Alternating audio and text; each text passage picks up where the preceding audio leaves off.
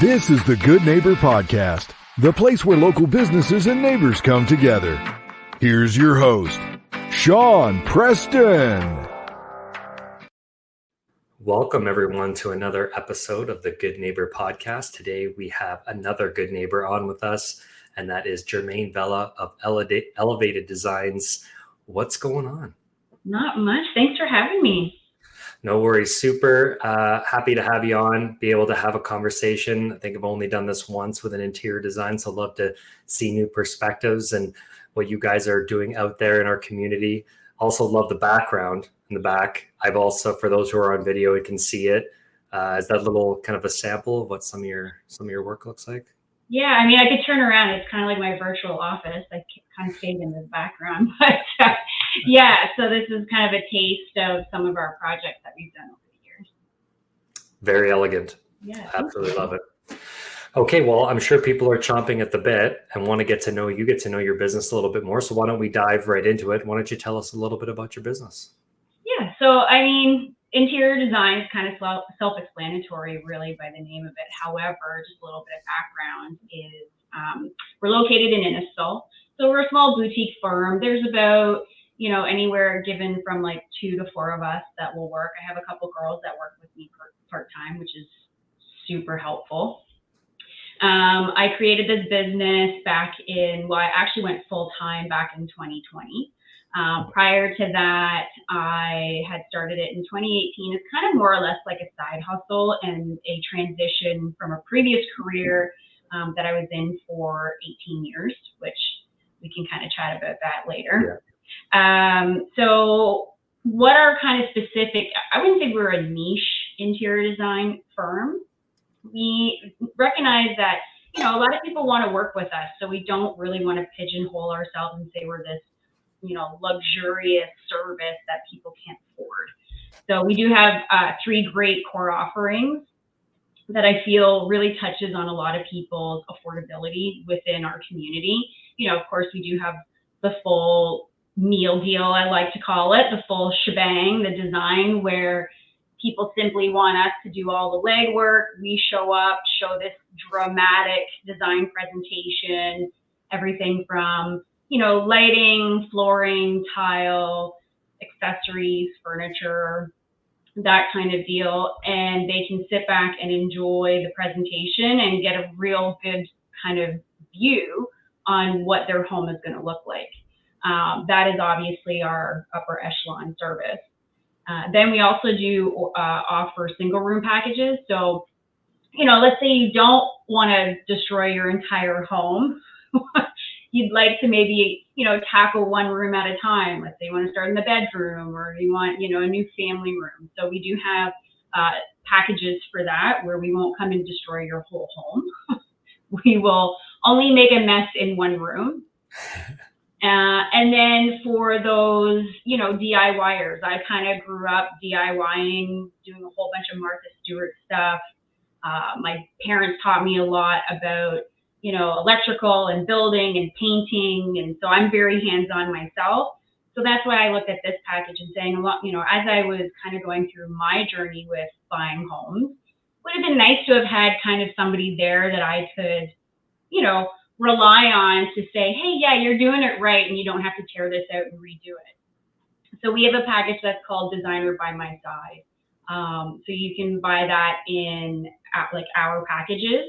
And you're able to use us how you see fit. So if you need us to go shopping with you, if you need us for paint consultations, if you want us to drop by and talk to your contractor and say, don't install the tile that way, it looks horrible, we want it this way. It's kind of, a designer on demand, so to speak, which is a very, affordable package for people that just don't need us there every day. So over the years, I've really tried to tailor my packages to kind of bring the masses in so that, again, people don't feel that they can't work with us. Oh, definitely. Fair enough. So if I'm somebody like I'm a DIYer and I'm looking to, potentially want to take a room, I want to kind of do some things. So we get a chance to bring you on board. And then how does it work from there? Do you kind of come in and do a little bit of a consultation? I'm thinking of obviously doing all of the the hard work, the manual labor myself. if I run into like a snag here or there, I don't understand anything, are you guys kind of there if I need to just, flip you a text or send you some pictures and say, hey, I'm kind of at a stumbling block. Like, how would you overcome this obstacle so that I can move on to the next task and finish my job? Yeah, so all our services will start with an in-home consultation. I kind of need to get my feet wet and see where we're at and kind of what your thoughts are and goals for your home or any type of renovation. Right. Designer by Your Side is a little more structured, where you kind of book meetings or email us or call us, and then we can either try and come out that day if we're out and about, or we come like the next day. If I can try and solve it construction-wise myself, then I will do that. But I know where my limits are, and I'm not about to tell you to take a wall down if I don't know if you can take a wall down, right? Yeah. So, we do try to kind of say, okay, if you're just doing something that's more, for instance, like a bathroom renovation, and you want to tile the wall and move some electrical, and you have the knowledge to do that, because again, I'm not an electrician. But we'd be more than happy to help you kind of say, oh, let's put the lights here and let's do a herringbone versus a stacked tile, that type of idea. If it's really technical stuff, we're always going to fall back on our contractors and our tradespeople that we've worked with along the years and say, hey, can you come in for a consultation, right? Right. That was my next question was, if I'm taking your big boy or big girl package, where I want this, very elegant experience. You want this. Yeah, exactly what you have back there. Beautiful looking kitchen with a massive cooking space is how I'm looking at it. As my fiance and I love to cook, and we'll get into some of our interests a little bit later. But so obviously you're partnered with a bunch of different, people who are in the trades to be able to actually, do the work that's required after the design has been kind of laid out and hey, this is what we're looking to do. Yeah, absolutely. We've partnered with great trades locally to help us with our projects, very knowledgeable trades. So we've done projects. I typically try not to go to Toronto. There's only a couple contractors that call me and say I have a project, and I will go down there and do it for them, or work with them, I should say. But 95% of our projects are Simcoe County based. That's where I like to stay, is out of traffic. So yeah, out of traffic. Or, send me to the Muskokas. I'll go that way. But no, we've built some wonderful relationships with tilers, GCs, engineers, architects, painters, you name it. We've got the contacts there. So for us to be able to come in, and some people would say, oh, this might be a crazy idea. I never look and say, oh, that's nuts. I'll be like, sure, let's see how we can make that work, right? Yeah, beautiful. Yeah. So tell us a little bit about your journey. Some people, they come out of the womb, they know exactly what they're doing, and they do that for their whole life. And then others, they start somewhere, maybe move on. Sometimes there's multiple stepping stones, and then they finally land on their passion and they're doing what they're doing today. What was your journey like leading up to doing what you're doing today? Mine was very different, like polar opposite. So, my first home I purchased when I was 24 years old. I was 3 years into working with the police department. So I was really excited to have my own house. And I decorated it myself with my parents, of course, at the time, because no 24-year-old can hire a contractor. Because you're broke, right? So I've always enjoyed it. I did have a phenomenal career with a few different police services for about 18 years. I started with Toronto Police, and then I went out to Ontario Provincial Police because I wanted out of the big city. And then from there, I finished my career off with York Regional Police. So even though I wasn't on the road, I was a special constable for well over a decade, which with the OPP. So I was moving inmates. And then I finished my career as a 911 dispatcher with York Regional Police, and I almost did a decade there. Wow. So not that I fell like out of love of that career, because that really was my first passion. But I had always this inner enjoyment of being a creative. I always wanted to, I'm making burlap wreaths, or I'm painting something, or I'm changing light fixtures, or I'm doing something crazy in my own home. And I finally decided, I'm like, you know what? Like, I'm really not feeling passionate about eating cold chicken and, answering 911 calls at 3:00 in the morning. So I ended up deciding to go back to school full time, still working full-time shift work. So I was still balancing both, and then started it as a side hustle. And I was contracting myself out to other designers actually across North America. I wanted to work on their schematics. I wanted to work on their renderings. So I kind of perfected that in the background while still working and doing this side hustle on my days off. And then it morphed into contractors and clients reaching out to me on Instagram for me wanting to work with them. And I thought, oh, wow, this is going to be different. So that was so nerve-wracking, taking on your first client. It's it's not as nerve-wracking when you're dispatching, but it's like a next level where you're really now putting yourself out there on something that you wanted to do for a long time and was always kind of scared to make that next step. Yeah.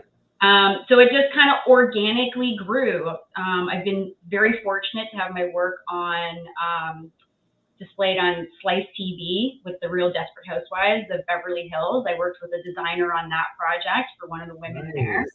I've just recently been published in Our Homes, which is where this is, which is lovely. So that was exciting.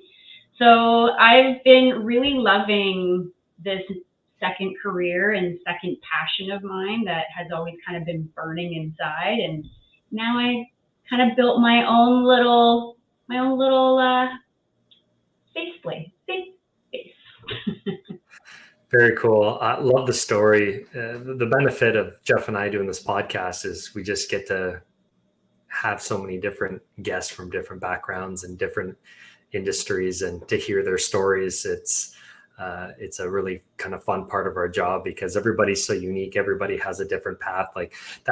It's crazy that you worked and put in so much time to really get to where you are, having to not only do shift work, which is hard enough in its own, not only take 911 calls, which is insanely high stress. So you're talking about human beings who are their life is in danger. Something crazy is going on, right? And you have to be that cool, calm, and collected. Then go to school full time, and then start the side gig on the side. Do all of that combined for an X period amount of time. Talking about burning the candles at both ends, but you came out of it on the other side, and look what you have now. Yeah. It was. I'm not gonna lie. Some days I was like, "Am I crazy? Am I crazy here? What am I thinking?" Right. But again, it was just, times have changed, and COVID kind of changed a lot of people's lives, right? So that's kind of when my side hustle was transitioning into where I was actually so busy doing my design work that I actually started feeling I didn't have time to go to work. So I was taking my vacation times and using my stat holidays, and so then it was having that elusive conversation with my husband saying, "Babe, what do you think?" And he was like, "Do it." So I have him to thank for the encouraging push to get me to leave a career that I so genuinely loved for a very long time and put my heart and soul into. But it came that time where it was time to move on and be a 9-to-5er. Always nice when you have a significant other that can help you make those tough decisions, but also be as encouraging as it seems like he was. If you don't mind me asking, what does he do for a living? So he has his own business as well in Barrie. So he's a urban planner. Yeah. Very cool. Well, clearly as a business owner, he understands what it's like to be one and everything that kind of comes into it. So I'm sure he was probably instrumental at being able to offer some insights. And a lot of people, they just think that, I'm just going to come in, I'm going to do business. They don't really think about too much else. and then it's after, right? And we've heard countless stories on the show and in our business community and circles that Jeff and I are in. It happens quite frequently. All of a sudden it's like, well, now I got to do my bookkeeping. I've got to hire staff. I have to do all of this extra. I never knew it was this hard to be a business owner. Yeah. Wait, I have to learn QuickBooks? What is this monster of a program I want nothing to do with? Oh yeah. And I mean, you guys started a podcast, right? Like that's an endeavor in itself. So yeah, you take a look at the first couple of ones Jeff and I did. The very first one Jeff did, he had the Good Neighbor podcast. It was kind of like a banner just in the background. Yeah. It's cutting off his head and his eyeballs, and you improve, right? You're fine. You were fine. How you start, whatever you start, it's better that you start and then refine over time than to, never take the leap at all. And, look where we are both now. So there you go. Well, and that's kind of the life lesson, right? If you don't take the leap of faith or at least give it a shot, you kind of sit there and think that I missed the mark on something. Should I have done it? Right. So that's a huge thing when you want to go into your own business is, do I do it? 100%. I mean, that's the old Wayne Gretzky adage, right? You miss every shot that you don't take. So very true. Yeah. All right. In your line of work, is there any like myths or misconceptions? Like whether it's, on the contractor side of things, probably more on the consumer side of things, what do you hear out there from people that, would fall into the category of like myths or misconceptions out there? I think one of the big misconceptions, and I kind of touched on that with why I structured our services in a certain way, is interior, working with an interior designer is not for everybody. And it is and it isn't. And a lot of people kind of relate that back to affordability, right?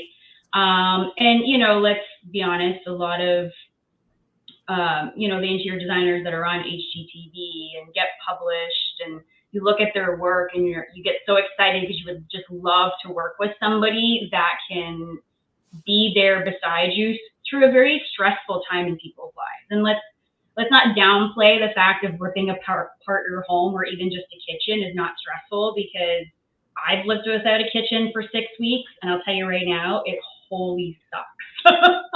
It is the most disruptive room in your home to tear apart. So when people say to me, "Oh, I want to do my kitchen," I always kind of joke around and be like, "Do you have somewhere else to live?" Right. And 99.9% of the time that's not the case. So that's why I wanted to have that designer by my side package available to the masses, where it can be purchased in 10 hours or 20 hours. And we're there for that comfort level and the affordability level. Like, luxury doesn't have to be expensive. How can you DIY this? Or, where can you shop for that? You can have a beautiful home and not have to spend your life savings on it.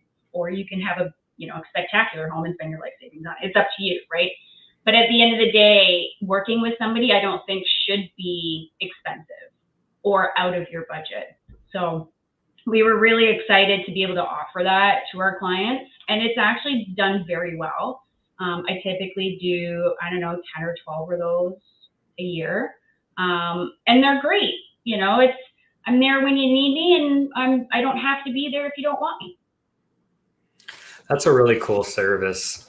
When you're it's not, you're going to do your kitchen. It's not something that's cheap, right? You're ripping apart your whole kitchen. So, when you're going to spend the dollars and also the time, the mind power that goes into, thinking about how you want to do all this stuff, like, super nice to be able to have a professional who's got an eye for that, a design for that, right? To be able to give you some insights to make sure, like, I'm really big on doing it right the first time. Yep. I've built way too many barbecues with my dad growing up, and having one part early in the process that's backwards, and then having to restart all over again. And that's certainly something that you don't want to have to go back on.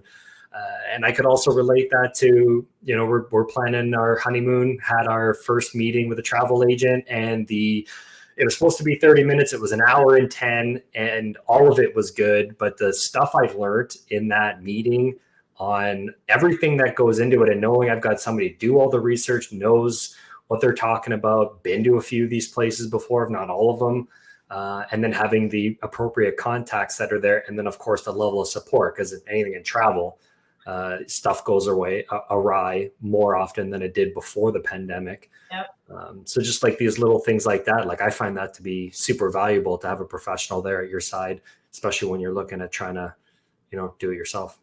I'm all about doing it right the first time. I'm a big advocate, and don't get me wrong, I like pretty things, as we can tell. But if what's the guts of your home are not good, this is a waste of money. So, if you open up a wall and you don't have proper insulation, well, that needs to be fixed, right? We always want to make sure that we're just not going in there with this idea, but ensuring everything in behind it is in proper working order as well. Yeah, for sure. Yeah. So as business owners, when we become a business owner, for those who are listening to the show, if you're a business owner, you probably relate to this. And if you're not, it might be a thing or two that might be some actionable insights here. We're all passionate about what we do. And so working is not really work. You could dump in way more hours because it's not that 9 to 5. And just things are different from that perspective. And so sometimes a little bit less time, or when you're building a business, especially from scratch, a lot more hours are required to going in, because typically, it starts with you and it ends with you until you get to kind of build it up and scale, be able to get a little bit more time back. But everybody's got that. I like to call it a harmony. It's never really a balance. Like a balance is when something is equal. We're never really working as I don't know what a balance is. So I call it a harmony, right? Finding that harmony that fits the best, that sings the right tune that you like to hear, and that whatever just simply works for you. So when you're not working on your business or in your business, what does Germaine like to do for fun? That's a good question, because I am trying to have some hobbies.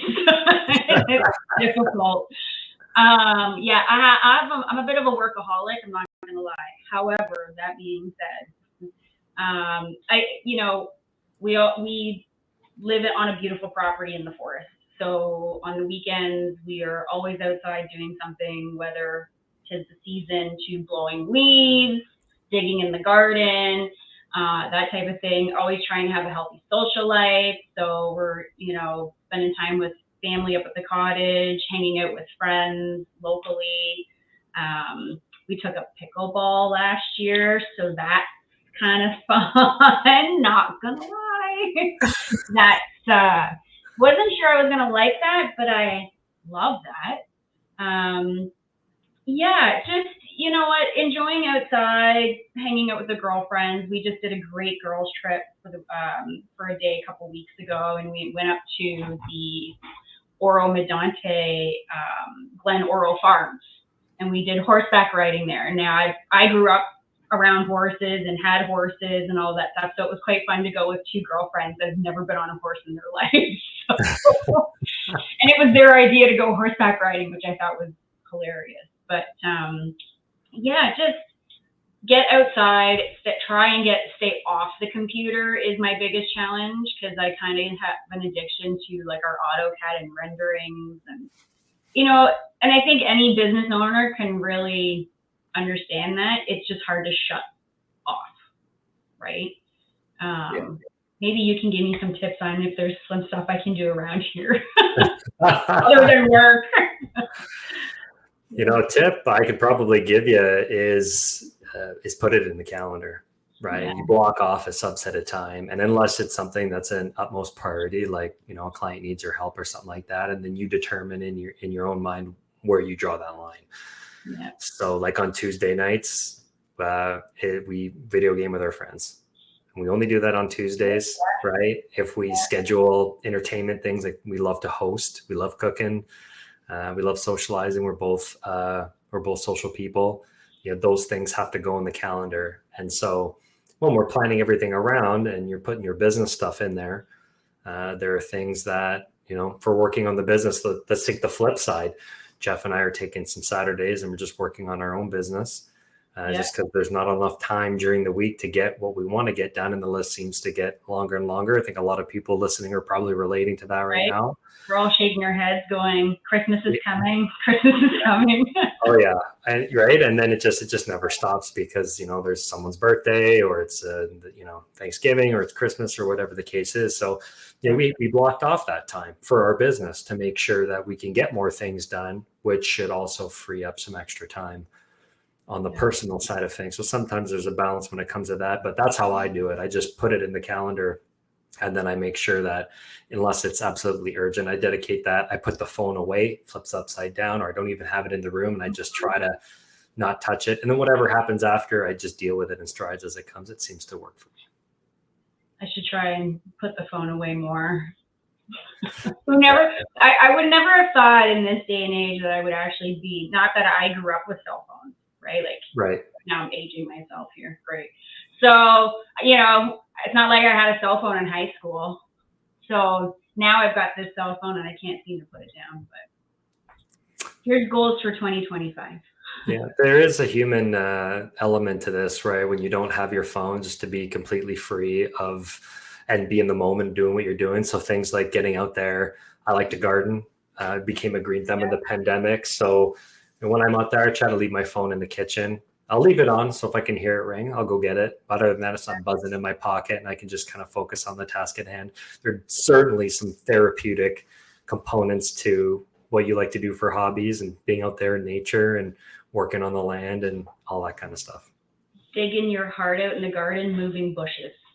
Yeah. I'm all over that. Thanks, Mom. My excitement in my 40s. I'm all about it. Yeah. I've ridden a horse a few times. My youngest sister grew up around horses like you did. She goes and rides on weekends up in the kind of Horseshoe Valley or Medonte area. We lived up there as a family for a little bit. So beautiful. Around Bass Lake and Line 3 is a familiar neck of the woods for us. Yeah. I've kind of teased my husband and said, maybe one day again. And he's like, no. Just more pets to tie us down. And I've been hearing this pickleball thing for like a long time. This big craze that's going on around it. I have not had time, sadly enough, as big in sports I am, not just watching, but play all kinds of sports. I bought 2 rackets, bought them from Costco, saw them there, impulse. I'm like, I'm going to do this one day. This is my commitment to make sure I do, whether Julie comes with me or doesn't. We're going to get an opportunity to do this. So they're there in my garage on a shelf. I look at them every day when I leave for work. So I'm looking forward to next year to finding some time to get out there and try the sports. I think I might get addicted to it. We were in Florida last year for a bit and like everybody plays it. And you would think, you're like pickleball, probably like tennis. It's like next level fun. It's so fun. Cause you don't tennis is a difficult sport to play. That is next. I've tried when I was younger and I am not a tennis player, but I can be a pickleball player, no problem. So yeah, hopefully this year or next year we'll get out more and then, maybe improve my golf game as well. Oh, now you're talking my language. Mm-hmm. Love that game. It's really crazy on the mind when it's not doing what you're doing, and you have to almost play twice to really improve anything on your game. So I try to be easy with myself, playing a golf league with my dad on Thursday nights. Oh, awesome. Get a chance to spend some time with him, and we've got a good group of guys that are out there. So it's always fun. And that kind of encourages me to get out there on a consistent basis, because if it doesn't get in the calendar, it ain't happening. I'm not going to get out there, right? Yeah. No, I picked that up a couple of years ago. My big goal is to just hit the ball and hit it straight. So I'm getting better over time, I will admit. My last game that I played, I was impressed with myself. My husband was like, babe, what are you doing? I was like, I don't know. I haven't played in 3 months. I don't know. But so we'll see. I'm not into I haven't hit the whole in my mind, because I've heard it's very self-mind driven game. I haven't hit there yet. I think because of I'm not an overly competitive person. I mean, if it came to baseball and horseback riding, I am, but other side of stuff, I'm not super competitive. So I usually just go for a good time and a wine and a sandwich or something. That's a great way to start. I would encourage you to keep going. Yeah, totally. So in life, we always pick our path, right? That's the path of life. We decide to walk that path. And life kind of gets in the way. It'll throw obstacle at us. It'll throw life challenges. Sometimes it throws tragedies at us. Some people experience that a little bit more than others. But what I've always been fascinated about is, human beings and their ability to, overcome these things. How perception and mindset has a lot to do with it. And seeing the glass half full, ways to see silver linings to things, hang on to hope, et cetera, and move forward, because it's life and we have to move forward. And so I wanted to ask if you've ever experienced a hardship, a life challenge that you've experienced, maybe you overcame it, maybe it made you better, maybe it made you stronger, maybe you took some silver linings from it. Yeah, well, let's see, hardships. I mean, being in policing as a 911 dispatcher for almost a decade, and then working essentially within like the police, the detachments, and then the jails, it's sometimes it's hard not to come out of that career feeling very jaded about the world and life, really. I was kind of getting to a point where I think that kind of was like my catalyst, where I really want to do something that was more lighthearted versus always a heavy heart. And, when you're in people's lives for that very small moment, and a small moment can range from, a minute and a half to 10 minutes, you kind of take like every piece of that story with you. And I think a lot of people that aren't in emergency services may not understand that, we all take a piece of everybody else's story, and then we take it for ourselves. Could we have said something different? Could we have done something different? Like, how could I have changed this outcome in a way that, it's not their worst outcome in their life? Or I was, on several occasions, the last person that person, would have ever spoken to, right? So transitioning from that into a world where I had to learn to be more empathetic again, I guess was a challenge. I had to learn to not be as guarded anymore. I had to learn to kind of like put my guard down, where when you're in emergency services, you do tend to build up a wall. You tend to build up kind of like you detach yourself from the world in a way, because otherwise it's pretty hard to survive and have a very good and positive career if you don't learn how to build up those defense mechanisms, because you have to be able to listen to people's most horrible times of their lives and then come home and be like, hey, everybody, how you doing? So, that was probably one of the biggest challenges that I had in transitioning. And it was more or less I was ready to just be able to have more of a normal life. And that would mean, I didn't want to be up all night long anymore. And I didn't want to listen to people's worst days anymore. And it wasn't that I didn't care, because it was nothing to do with that. It was more taking a toll on me.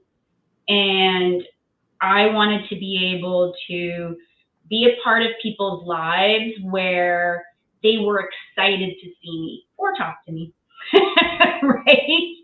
They couldn't wait for the next meeting because they're so excited about this, or how happy they are if you go shopping with them. Like it's like a 180 when you come from a career where nobody wants to talk to me. Who wants to call me on 911? I'm the last person you want to talk to when you're calling a police department, right?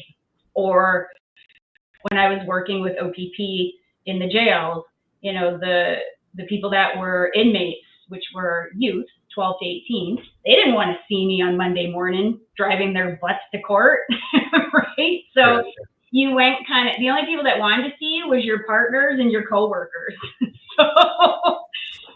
Other than that, nobody else really wanted to see you. So that was the biggest challenge, moving from polar opposite careers, because you kind of move from a career where people have a negative outlook or a negative feel because the last thing they want to do is talk to you, to they're so excited to see you, so excited to talk to you, can't wait to show you something they found at the store,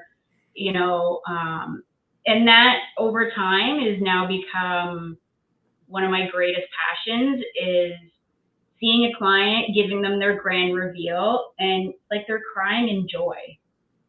They're crying in joy because what they envisioned, they know they couldn't pull it off, which is why they want to work with an interior designer or some professional in some fashion. Whether you want to build your own home, you work with a home builder, right? Versus somebody calling me crying because they need something life-saving. This is, gratifying in a way that it's positive throughout 90% of the process. So you get to see like the happiness throughout, where, the gratification on the other hand of the previous career was helping people, but you never really got to see the outcome, and nor did you really want to unless it was a positive outcome. So having that transition piece was a difficult one to kind of overcome. Well, thank you for sharing that with us. It's appreciated. Yeah. So let me ask you, because I saw a shift in your tonality and in your body language for those who are on video, and you're talking about, your new career in being an interior designer. I'm going to throw you a curveball question. What would be or is the most favorite thing about what you do now? Oh, that's like, I think the favorite part is showing people the end result when it's done. Like, I love seeing the reactions on their face. Nice. It is amazing. I'll probably start, like, I'm like trying not to cry, because I just had a client recently, and she's like, was the most sweetheart client on the planet. And, they wanted to redo their basement. It had to be a showstopper, was her husband's exact words. And I was like, ooh, this is going to be like pressure. And when we styled it, furnished it, and brought her down because her husband was working, she started crying, and she was like so thankful, so appreciative, couldn't believe that this was now a space that she gets to enjoy whenever she wants. That is by far my favorite part of the job, is seeing that end result, like seeing what you can build and somebody be so emotionally excited about it. Yeah, that's a pretty cool thing. Yeah. Changing lives. I love Changing lives one way or another. Now I'm changing them for, in their house. Very cool. Very cool. Yeah. Okay. What would be one thing that you wish our listeners knew about your business? Oh, that we don't have to be out of your budget. Come work with us. We want to work with everybody, right? It's take the first step. Give us a call, shoot us a DM on Instagram, send an email. It never hurts to just start the conversation. A conversation isn't going to cost you anything. Knowledge is power. That's it. Knowledge is power, right? You don't know what you don't know until you ask. And so I'm sure there's definitely some people who are interested, maybe want to take you up on getting some information on transforming a space that they have in mind. And for those who are or want more information, what would be one of the best ways that they can go ahead and do that? So the best place would be our website. We just redid our website beautifully over the last couple months. So go check it out. It's really pretty. So it's going to be at elevateddesigns.ca. Take a peruse, look at the gallery. We've got some great tips in there. And then go to the contact page and fill out the form there. Fill out the form that's in there. That really kind of gives us a basis to start. It's our starting talking point. And you can go and book you can go and book a discovery call. It's 20 minutes to a half an hour free of a chit chat. So I get to know what your goals are, what you want to do, where your budget is, where you're thinking, so that, you know, I'm not going to be taking up somebody's precious time from work and kids and school and all of that stuff. It really gives us, it's kind of like a meet and greet over the phone. Wonderful stuff. Yeah. Well, awesome conversation. That was a lot of fun. Thank you very much for coming on the show and doing this. Great. Thanks so much for having me. You're welcome. Thank you for listening to the Good Neighbor Podcast Midhurst. To nominate your favorite local businesses to be featured on the show, go to gnpmidhurst.com. That's gnpmidhurst.com or call 705-413-3775.